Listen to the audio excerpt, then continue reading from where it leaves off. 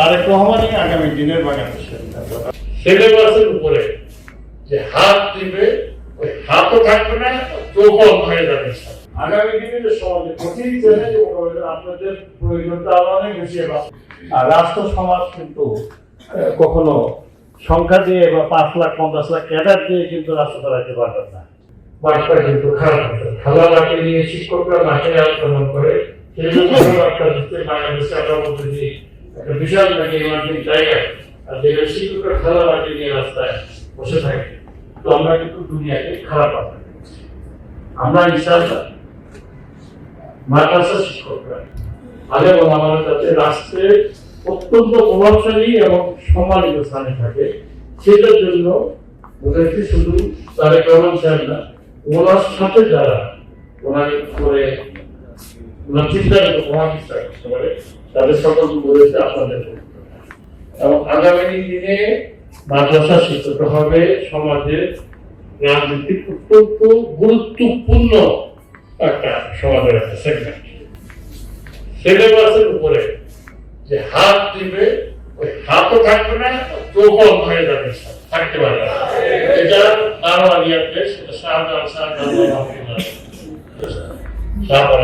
এইখানে বসে এত দুঃসাহস দেখাবে, সময় বেশি দিন না। এই শিক্ষক উপদেষ্টা আছে কয়দিন, আর কয়দিন সময় কিন্তু বেশি দিন।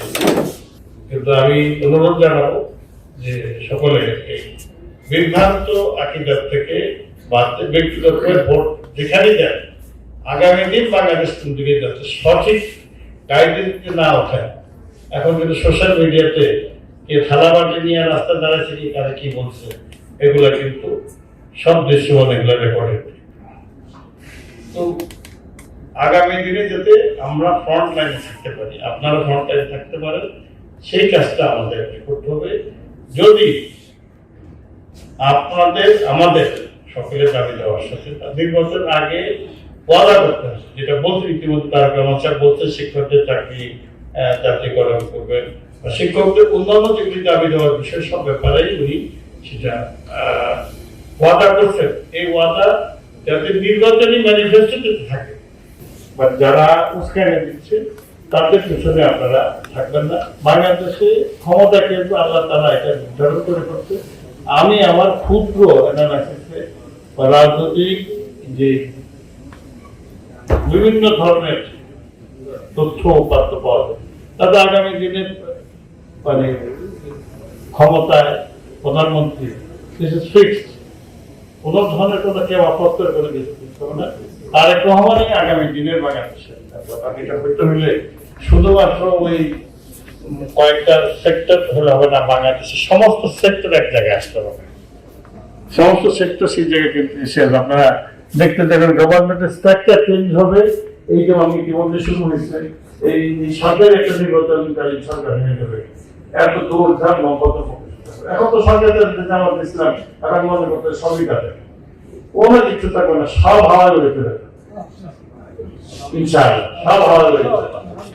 শিক্ষা মন্ত্রণালয়ের ব্যাপারে আমরা লেকচার চালাবো এবং এটা আমরা পরিষ্কার ইসলামী বিশ্ববিদ্যালয় মাদ্রাসা বোর্ডের চেয়ারম্যান থেকে শুরু করে মাদ্রাসা সব কিছু চেঞ্জ করতে হবে। 7 লক্ষ শিক্ষকের ভাগ্য জামাত ইসলাম হাতে থাকতে পারে না, সরকার হাতে থাকে।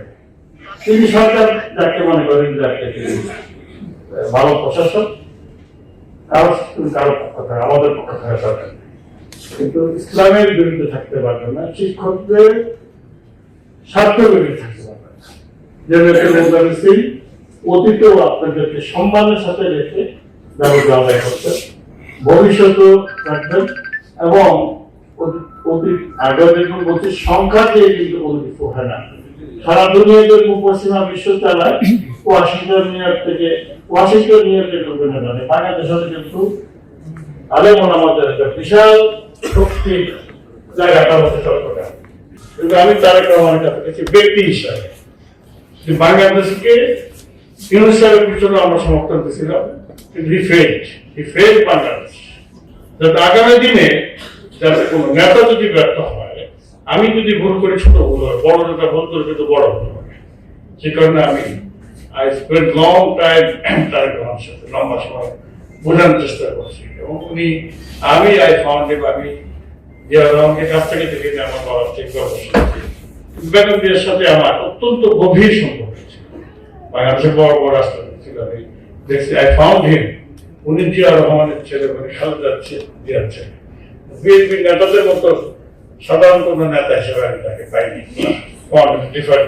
সেই 2005 থেকে শুরু করি না, এরকম শিক্ষা দেওয়া করা, শিক্ষকদেরকে নিয়ে বিশেষ করে আলেম ওলামাদের মাদ্রাসা শিক্ষক, আগামী দিনে যে সমাজে ক্ষতি চ্যালেঞ্জ আপনাদের প্রয়োজনটা আরো অনেক বেশি। বাস্তবিক আপনারা ক্ষতি, আপনারা কাজী, আপনারা সমাজের বিভিন্ন ধরনের কাজের সাথে জড়িত সব কিছুর সাথে ইনশাআল্লাহ আমরা আশা করি আপনি তার সঙ্গে ব্যক্তি হিসেবে বাংলাদেশে লিডার আপনারা কিন্তু বাংলাদেশের মতো দেশ যখন বিপদে পড়বে, তখন কিন্তু ওদের নিউজে যখন অর্থ দিতে পারতেছে, উনি এই সরকার যত ওয়াদা করবেন আগামী সরকার 100% করে দিতে পারে। বর্তমান সরকার এসে কিন্তু সরকারের শত শত পাশ করা প্রকল্প বাতিল করে দিচ্ছেন না, এখন কোনো দাবি করে বললাম না। আমার দাবি করছিলাম আমাদের মহাসচিব গত বছর আগস্টের 24 তারিখে শিক্ষা প্রতিষ্ঠানের কাছে ওয়াজিব মাহমুদের কাছে, কিন্তু আমাদের দাবি কিছু এখন যার দাবি করে তাতে অনেক কিছু দাবি, কিন্তু ওনারা সেটা উপলব্ধি করেন নাই।